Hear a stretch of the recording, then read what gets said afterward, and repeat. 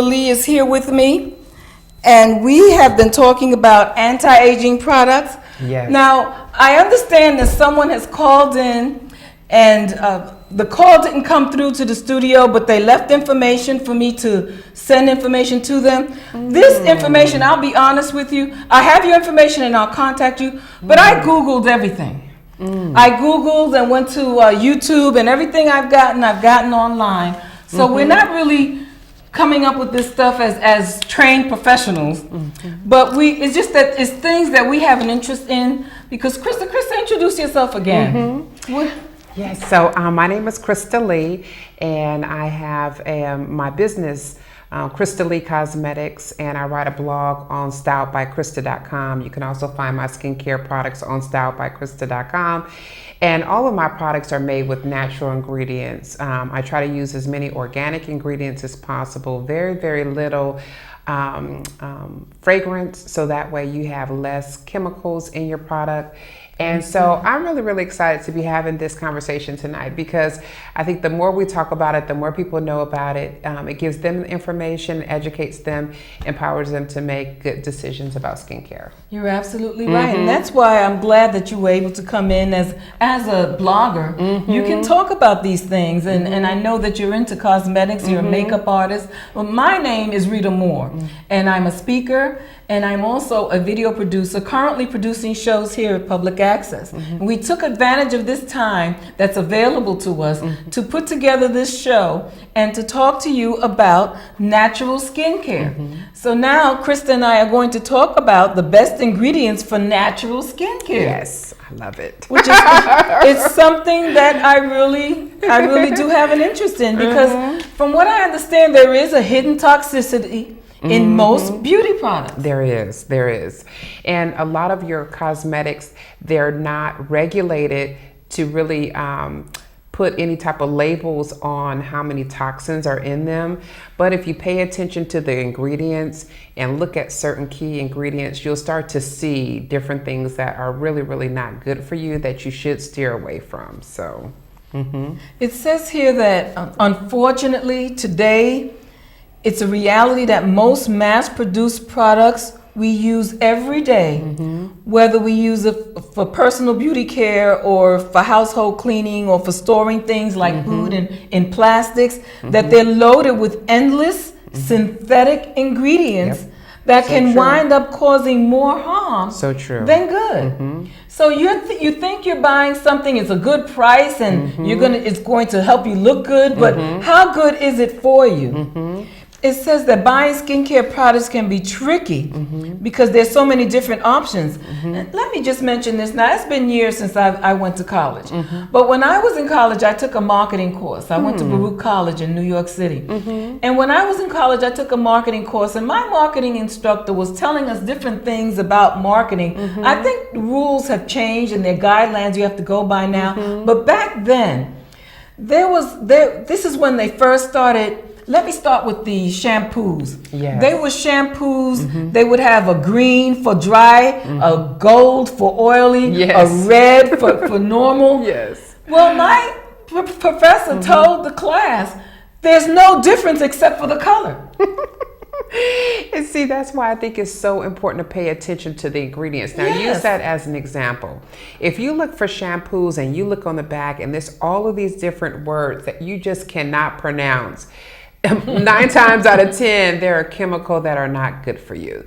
And the higher the ingredient is on the list on the back of the bottle, it's the majority of the content. So for example, if you have water and you have oil, you have glycerin, you have vitamin E, those things are at the top, are the most prevalent in that product, right? And as you go down further and down the list, there's less of that ingredient. So always look at your top 5 to 10 items that are in, or ingredients that are in your product, to see if they really are natural ingredients. And that's gonna tell you a lot about that product you're using. Now, I brought that up because, well, I never really paid that much attention to things like that. But when he brought that to my attention, you know, you're right. You need to pay attention to what's going on because you're thinking that it's made specially for your hair when it's really just a marketing technique to cater to different tastes. Another thing he told us, Angel Soft and Charmin were the same thing. I believe it. They just sent a certain amount to go to Angel Soft and a certain amount to go to Charmin. And the reason why they do that is because there's some mothers who wanted the Angel Soft because it reminds them of the baby and you know they know it must be soft. But then Charmin, please don't squeeze the Charmin. It's the exact same product, and to this day, they still have both of them on the market. And they're the exact same thing. Pay attention. Pay attention. It's just marketing to get your money. Now that has nothing to do, well it does, I was going to say it has nothing to do with what we're discussing, but it does. Because it's just how marketing, what the things that are being done to get you to buy the product. You have to think about that and pay attention. It says here, knowing the potential for commercially sold products to absorb right into your skin and cause serious issues. Now, you really want to keep an eye on what's being added to your products and how your skin reacts. Absolutely. And I was just talking about this on a Periscope not too long ago, how our skin is our largest organ. We absorb so many chemicals, toxins, and good nutrients through our skin.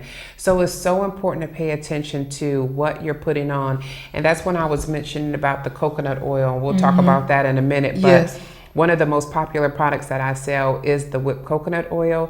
And I was saying on the Periscope how you're using things all over your body. And for those things that you use all over your body, try to use something that's more natural. Because if you're using something that's chemically laden, that has a lot of chemicals, you're putting that all over your body every single day. Think about the toll that that's taken on your immune system because you're absorbing all of that and your body is trying to fight that off. Now, our body is fighting things off anyway, just the air that we breathe, being out in the environment. So your body is built to fight those things off.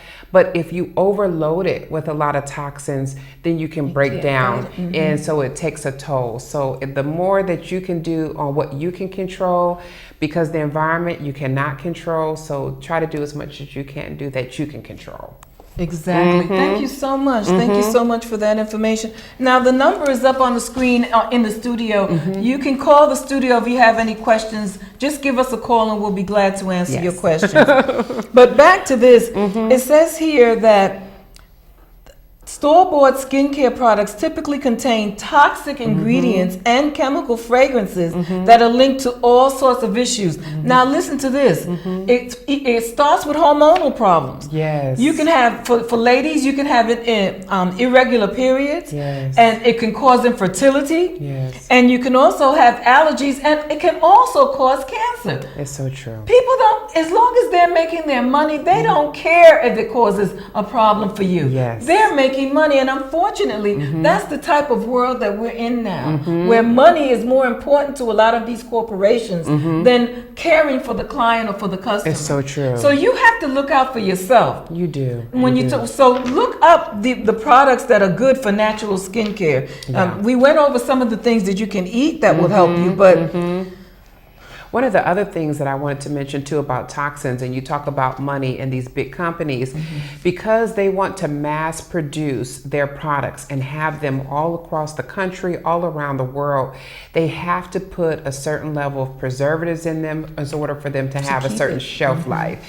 So if you think about your favorite shampoo or your favorite conditioner, and if it's mass produced and selling in large quantities and it's on the shelf for a period of time or traveling around the world, they have preservatives in it because you need to preserve the product. Anytime you put any water in a product, it will only last so long unless you have preservatives in it because it will mildew. But the good thing about looking at the labels, you want to use products that have as many natural preservatives that are free of parabens. Parabens are horrible for your body. Try to use products that have more natural preservatives in them and more natural ingredients and have less of those chemicals in them. And by looking at that list, you'll be able to make that determination. Wow. I tell you, you're just a wealth of information. Thank you, Periscope, for hanging in there. We have a bit more information. And here locally, let me just go over a few more things, because this information also asks the question, how is this allowed? Yeah. Well, to put things into perspective for you, I'm going to give you a few noteworthy facts on store-bought beauty products. Yeah. Now, first, let me just say, that's why you need to buy things from someone you know is using natural products. I'd rather buy it from someone I know is making it and is using natural products than to go to these store-bought places. I'm not knocking them. I'm just saying be very careful if you do go. But it says the regulation of cosmetic and personal care products are slim. Yep. That's true. Yes, only an easy approval process exists in order for a product to be approved for commercial use. Yeah. The same thing with the food I was telling you about, how a certain amount of food that says it's organic isn't really organic. You just need a certain product and you can easily say it's organic.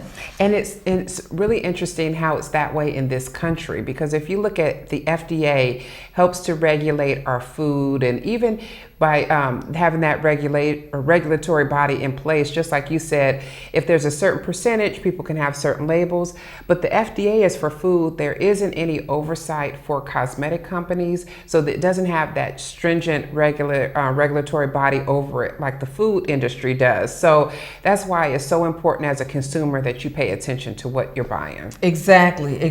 Read those labels. Yes. Most store-bought skincare ingredient labels can be scary. There are thousands of chemicals in your products.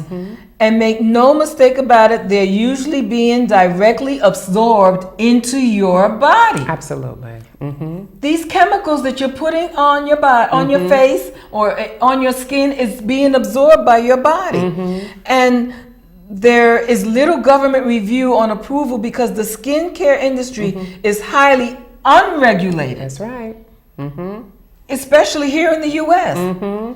The majority of skincare and beauty products, including lotions and the scrubs that you're using, because you're not using her coconut scrub, they use inorganic compounds and petroleum-based gels as their foundation. It's horrible for your skin. I can just go on and read more and more about this, but really just pay attention. These scrubs that you're scrubbing in, I remember going to a nail salon, and one of the young ladies, they charge a little bit more for the gel nails that you put on, and I was asking why, and she was explaining to me the items that are in the gel that are in these cheaper places. Yes. So you really, even when it comes to going to a nail salon, you need to ask them, what are they using? Absolutely. If it's so cheap, if it's such a bargain, why is it such a bargain? That should be your main clue. Right. That should be your main clue. You think that I'm getting this at a good discount price, I'm getting this very cheap, but you should ask why, know. And most of the time that's because you're getting the less quality ingredients in the product. So pay attention. But I wanted to mention, you had said on the article here, it talked about petroleum, and I wanted to talk about petroleum jelly and petroleum being in different products and really explain that, because petroleum, if you think about Vaseline, right? And a lot of people use Vaseline all over their body as a moisturizer. The thing about using a petroleum all over your body is that petroleum acts as a barrier and it doesn't allow moisture in. So you'll find over time, if you're using Vaseline all over your body, you'll end up being drier. Vaseline is good if you think about it, like for babies. If you put Vaseline on their little rump for their diaper, to help them to get from getting diaper rash, because it helps that moisture as a barrier against that moisture, right? But petroleum is it acts as a seal, and it won't allow for you to get the moisture from the environment. So try to steer away from using that all over your body as a moisturizer. I remember, it's funny you would say that, because I remember watching a program where a top model was asked, what does she use to moisturize? She said Vaseline. And I said, wow, and so many young ladies are listening to this woman. They're going to go out and buy Vaseline and put it more on, and they really shouldn't be doing that. Yeah. Now, Yes, go ahead. No, I was going to say that there was one man that I knew many years ago, and he used Vaseline on his skin, and a lot of people use Vaseline on their skin too. Now, if you wash your face and your face is moist and you put that Vaseline, it will seal that moisture in, but you won't get additional moisture from the environment. So I said he must have had the perfect technique of washing his face, keeping his face damp, putting that Vaseline on. But I said it might have been hereditary too, because he had, oh my God, he had the most beautiful skin. Well, yes. Okay, well now we have a few ingredients that are recommended you use for skincare. Now one of them is, you know, my favorite is coconut oil. That's my favorite. It's one of the most versatile skin and food ingredients there is coconut oil. Yes. And that the benefits include strengthening underlying epidermal tissue issues, removing dead skin cells, absolutely, protecting us from sunburn. Yes. You go out there and buy all these sunburn creams, and all you have to do is put coconut oil yes. on. It contains antibacterial and antiviral and antifungal and antioxidant ingredients or properties. Now, research even shows that coconut oil is strong enough to fight chronic skin disease. You now, need coconut think oil. about that. You need it. I'm gonna talk to you some more about your coconut oil. Yes. So can you use that on your entire body? All over your body. And I did a Periscope. I keep referring to Periscope because, you know, I do a lot of broadcasts on Periscope. But I talked about the top 7 ways that you can use coconut oil, and then I put a bonus in there, you know, and I said, it just real quickly, you can use it as a makeup remover, you can use it as a cuticle conditioner, you can use it all over your body, you can use it on your lips, your hair, your edges, your feet, your elbows, everything. Now, my coconut oil that I make, I whip it with a little bit of essential oil to give it just a little bit of a fragrance for you. So I wouldn't recommend cooking it with it, but you can buy coconut oil in the store to actually cook and saute your vegetables. Excellent for your body. So you don't end up smelling like coconut. That's right. And it's good for you. Okay, it says that you can use coconut oil for both your skin and your hair. It helps to cleanse and moisturize. You can use it to remove your makeup. Absolutely. It heals wounds and scars even quicker. It prevents razor burn. I mean, look, there's so many benefits to using coconut oil. Now, I'm spending a lot of time on this, but and there's about 13 of them, so we won't be able to go over all of them. But I'm telling, if you want additional information, contact Christa. She'll be glad to know. Really, Christa is a wealth of information. StyledByChrista.com. She's a wealth of information when it comes to it. Another product is tea tree oil. I love it. It's magic. The tea tree oil has been used by hundreds for many years, and it's been used in Australia to fight breakouts and the redness and inflammation of the skin. Yes. That's just one of the things it could do. They say it's also anti-inflammatory. Tea tree oil is one of the best things you can keep in your medicine cabinet to treat any type of cuts, any type of burns. It's antifungal, it's antibacterial. One of the first products that I made, my lavender tea tree dead sea salt, I use tea tree because it is the best way to help to heal your body. And when you put that in your bath, and a couple of drops in your bath, it absorbs in your body and it helps to help fight those free radicals, and it's excellent. You could put it clean, and when I say clean, directly on your skin, but just make sure you do a little patch test because some people can't tolerate it directly on their skin as others. What you probably most likely need to do is just put a few drops in a carrier oil like a sweet almond or olive oil or even a coconut oil, and then rub that on, and tea tree is really like magic. Now, our time is running out. We have about a minute left. Oh, we could keep going on and on and on. Oh, she told me we have 2 minutes. We have 2 minutes. Oh, but goodness. I'm going to just read off some of the other items here. Apple cider vinegar. I drink apple cider vinegar every day. Excellent. Every day. Some people tell me I overdo it, but I drink apple cider vinegar with cinnamon in it every Oh, day. cinnamon And I is use awesome. raw honey. Yes. Okay, sea salt. Use sea salt. And of course it says avocado. Excellent. And It's here. I'll read it from here. It's the best ingredients for natural skincare. Oh, there you go. The coconut oil, tea tree oil, apple cider vinegar, raw honey, sea salt, avocado, lemon essential oil, Excellent. argan oil. I say gone is gan oil, and aloe vera. Aloe vera is excellent. I have an aloe vera body oil that I make, and I don't have it until next year coming back. When I tell you it is the best thing, it feels so good. I have people that have been buying that for 10 years. It feels so good on your skin, and it nourishes your skin so much.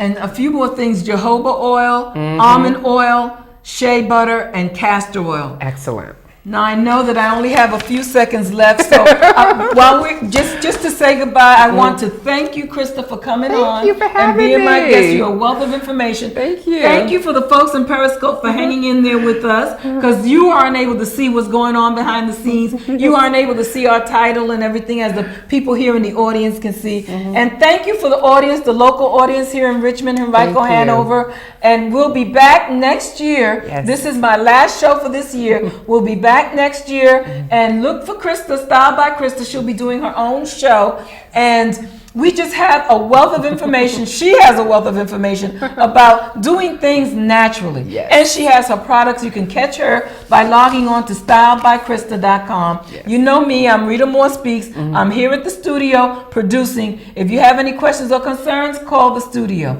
Thank you again for tuning in, Thank and you. we'll see you next year on Rita Moore Speaks. Happy New Year.